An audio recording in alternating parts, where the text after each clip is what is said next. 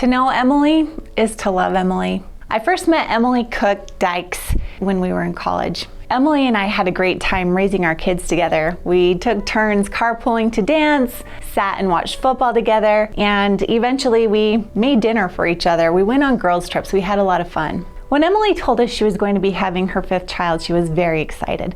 They'd been wanting one more child to be the caboose of their family. After she had her 5th child, though, Emily did struggle. She struggled with severe postpartum depression.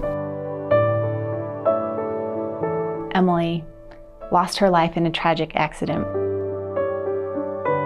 Knowing that this was something caused by the postpartum, her friends and family created a special organization called the Emily Effect to help bring awareness to postpartum and other effects of postnatal depression and anxiety. This organization raises awareness and funds to help continue to build resources and solutions and opportunities for these mothers who are struggling. When Ryan and I knew that this Emily Effect Foundation was going to be in place, we said we want to be part of it. Emily was such an important part of our lives and affected our family in so many positive ways.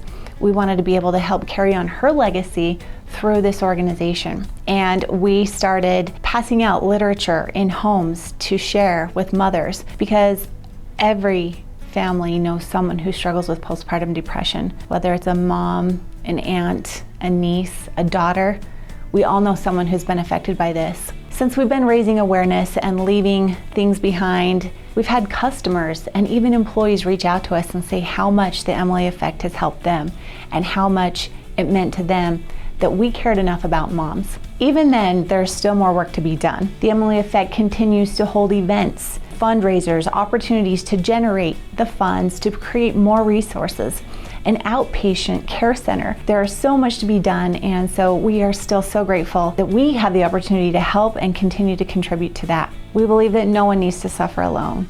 No one should have to lose their mom, their aunt, their sister, or their daughter to postpartum depression.